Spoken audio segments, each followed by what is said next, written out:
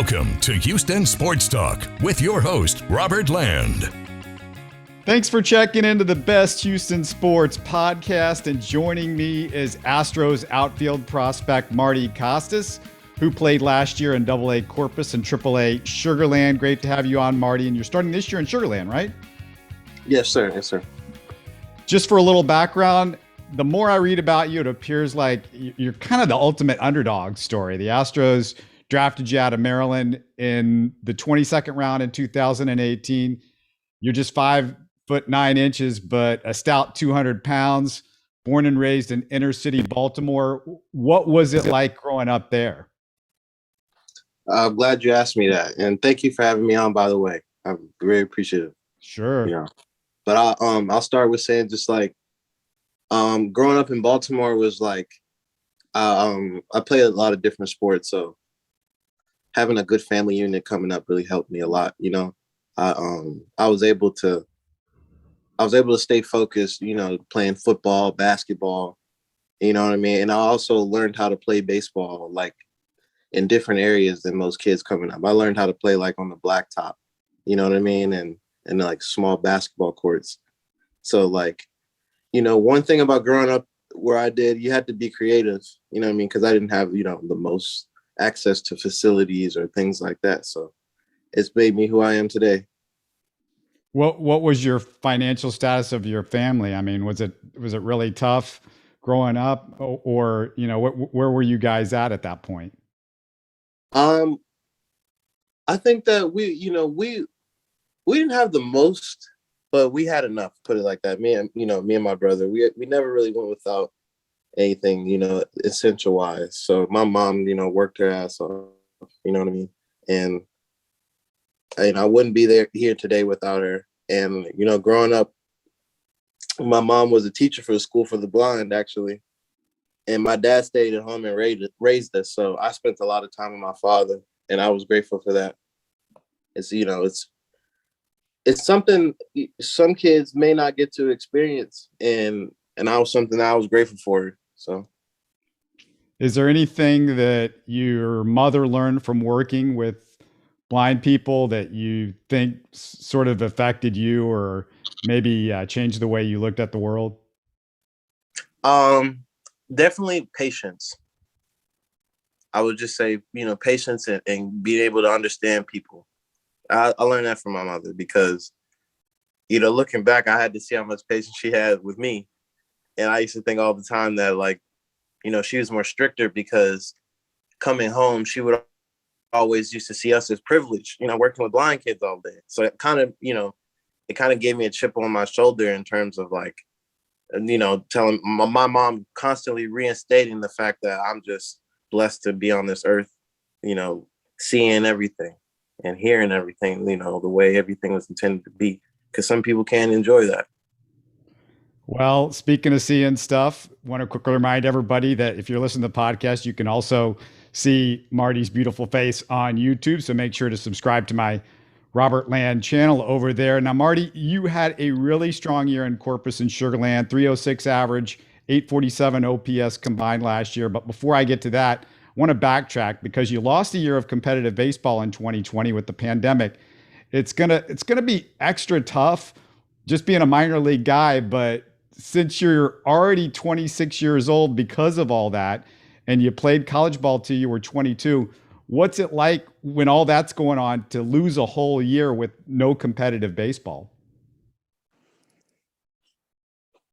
You know, I think that it's a story that most players can relate to now. I had to learn the complex, like the real story about my life is, you know, the man I am outside of baseball, and how I'm connected to my family in different ways, and how I like to, you know, be a man that's well-rounded and well secular. So during that time, I started to realize like how grateful I am for a lot of people in my life and things like that, because it was a time where I felt like I didn't have a lot of use to anybody. And I think a lot of professional players that couldn't play that year felt that way. You know what I mean?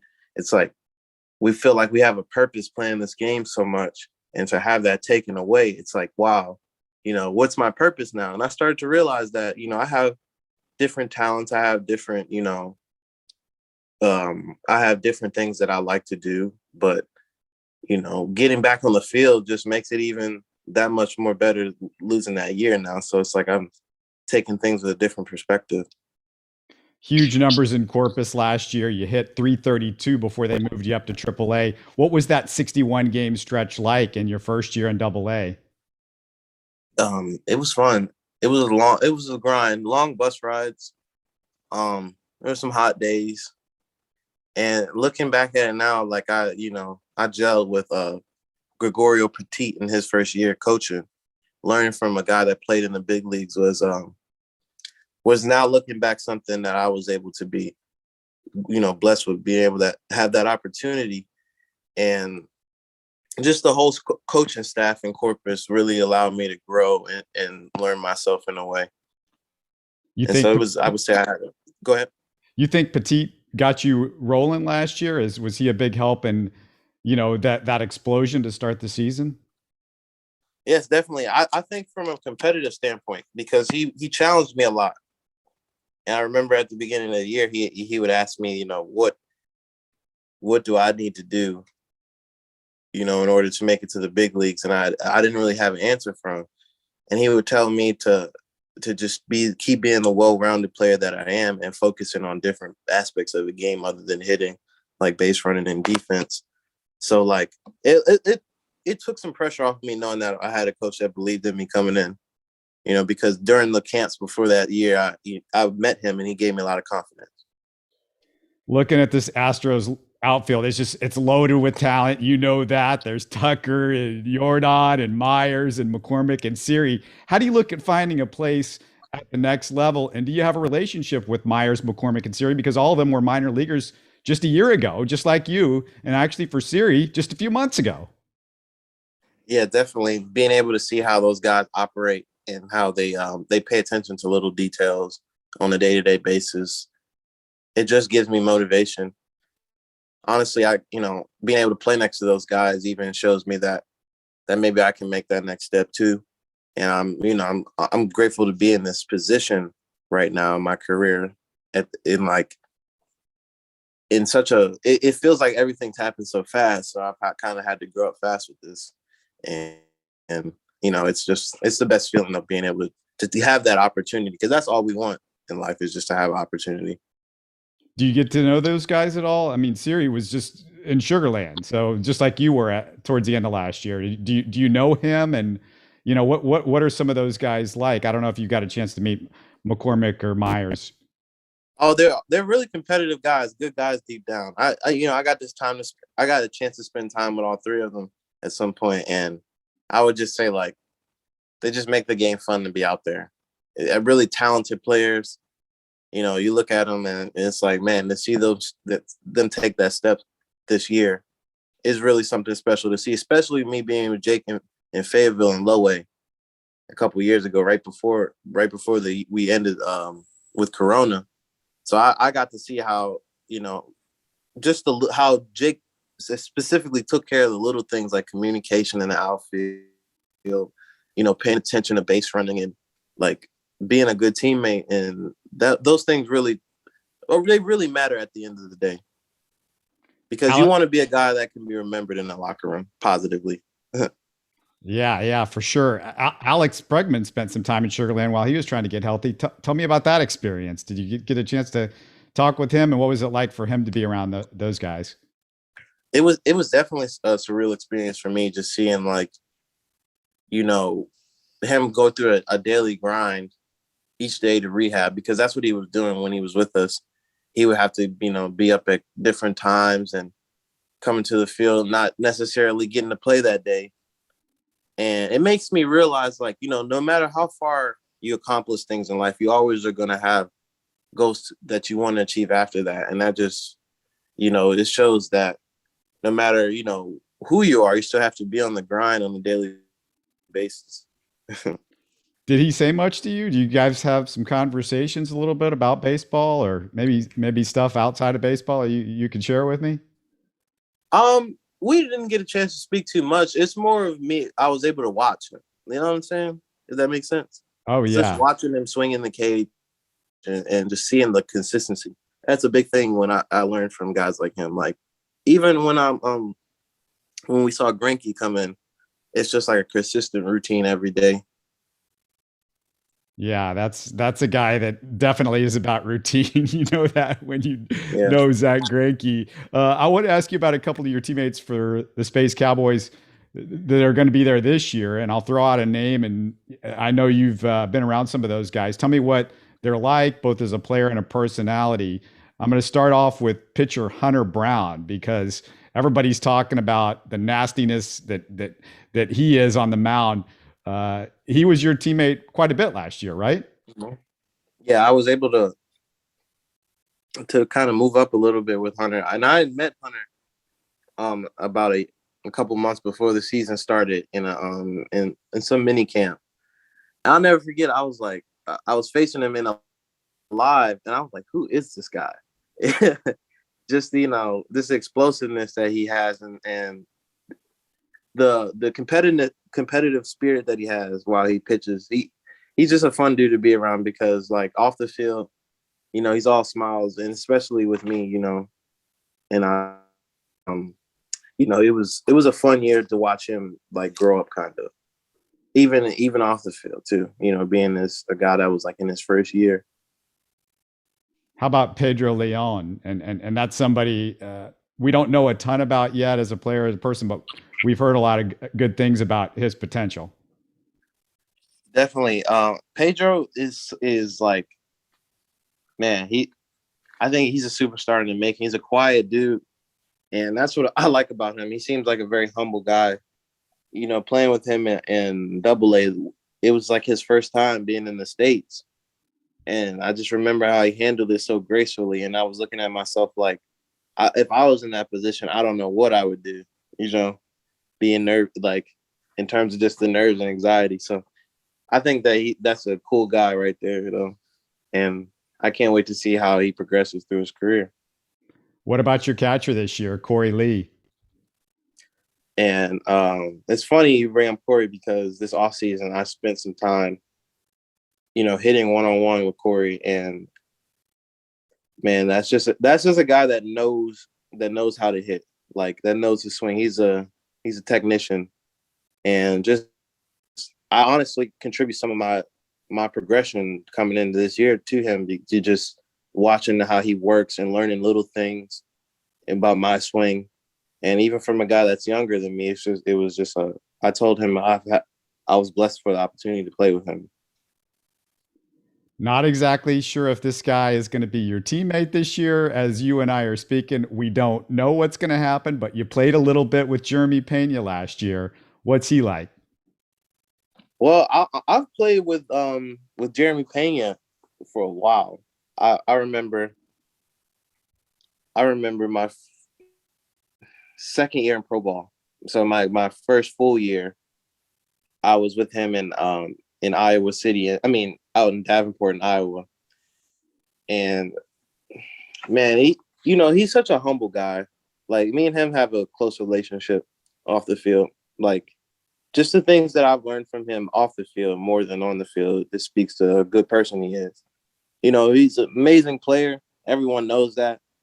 But that's the one guy that I can say, he's always been good to me. He's been good to people around me. One of the things that we see with Correa is just what an incredible leader he is at the shortstop position. What kind of leader is Pena at the shortstop position? I think that he's definitely just a leader by example. That's a guy, when you look at him, you can say like, I have confidence in him being a general on the field just because of how calm and level-headed he keeps himself. And I can definitely probably say the same about Correa. It takes that to be the captain on the field playing shortstop. And those guys they're super talented, man. And it's like I like to learn from people like that, honestly. You know what I'm saying? Because I think that a lot of us all can learn to be leaders in different ways. You've got a little music going on the side from what I saw on Twitter. What's that all about? Is that something that you just got into or you've been into for a while? Tell me about it. It's funny you ask. Honestly, I wanna be a producer. Like I'm into I'm into engineering and the musical engineering side of things. Like I spend a lot of time behind the laptop working on my craft, and I started in high school, and it's just been something to keep me like level headed and at peace off the field. And honestly, like I found a lot of time during the year that we lost during Corona to work on it, and that goes back to what we said, like talking about how that was for me. I was able to still be able to work on, obviously play ball on the side, work out, but the other couple hours of the day I had something else to do, and I was looking back that I don't know how I would have been without having music for me. I might have gone crazy. Tell me about the music. What kind is it? What do you do with that? Are you producing it? You write it? I mean, what all you have to do with that? Usually I work on a lot of like instrumentals. That's what I do. I make instrumentals. I have like different software that I use, and usually I send a lot of them to different artists and rappers in the area. I like to do hip hop, R&B, like pop music. So I'm trying to just broaden my people that I can collaborate with, and see how see how far that goes, because it's such a fun experience being able to just work with people. I like the team aspect feeling of things. So that's another reason why I love music production. It's a collaborative environment. Do you use your own music as your walk-up music? I'm not that bold yet. I have to get better, man. Once I get to the point where I think that I'm good enough, then that's when I'm trying to make walk-up songs for everybody, or a lot of different guys. What else are you into besides music? You've got some other interesting hobbies? I read something that you collected stuff. Is that right or no? No. I would say otherwise, like I'm a family man. Like I love to talk sports with my dad. Honestly, will say that. Like just having him in my life has been been an anchor for me. And I honestly would sit here and say I wouldn't be half the person I was without him. And so like I still have to engage in those type of like talks with him, especially being away from home now. And that takes a lot of my time. I spend a lot of time just talking the game with my dad, talking about the swing. It is kind of a boring hobby, but well, I mean, it's part of your baseball career, and your brother is playing at Maryland right now, isn't he? Yes, sir. He's playing third and first base for the Terps. Shout out to the success they've had so far this year, Coach Vaughn, and then I know how Coach Swope. I know how hard those guys work, especially for the players. So I just, if any of them here listening, I just thank you for the hard work they put in to help me get to where I am too. And so I just seeing my brother going through his junior year, it's just very exciting. Your sister's an athlete too, right? Well, no, I only have one brother. Oh, it's just the brother. Okay. I thought I read something about your sister. Just how much are you looking forward to a sort of a regular year? Maybe you stay in one place mostly this year at Sugar Land because you've bounced around a lot over the last 3 or 4 years. You've had the pandemic, all that stuff. It seems like we might be a little bit over that. What's it going to be like? Okay, I'm in Sugar Land and you're in a big city again. You're from Baltimore. You're in a big city after playing in some small towns over the last few years. Yeah, I definitely think this year is going to be a little different, just with the opportunities I had so far. Like being in big league camp right now is just surreal to me. So it's like it just gives me a ladder to climb. I honestly feel like, and it's going to be fun just working my way through AAA this year, and honestly learning myself more as a player. And that's all it takes to me. What's it going to take for you to get to the next level, you think? I think that one, learning more about me as a player, and definitely just wisening myself up in terms of how to focus for a 150 game season. I think that's just all it takes, because I have the tools, I have the experience. I just have to kind of, I guess, funnel my focus in the good areas and good aspects, in terms of like just being the best athlete I can be, being the most calm person I can be, Tell people that are Astros fans how they might be able to hit you up on social media, and I'm sure you'll be putting out some music so they can find your music up there too. But where are you at on social media? I would say the easiest way to reach me is just to find me on Instagram. It's really simple. It's Marty Costes, MartyCostes. That's where I'll be having links to anything that's dealing with me. I try to answer every DM or message I can get, but that's the best way to reach me. Well, man, you're a great story. We're going to be rooting for you, and I can't wait for the Space Cowboys season to start up. Thanks so much for doing this. Thanks so much for sharing your story and sharing your time with us. No, thank you for having me, man. This is fun. You're listening to Houston Sports Talk. Don't forget to follow Houston Sports Talk on Facebook and Twitter. Subscribe to us on iTunes, Spotify, the Google Podcast app, or the Stitcher app. You can support us by giving us a 5-star review on iTunes or by telling your friends about us. Spread the word, everybody. Thanks for listening.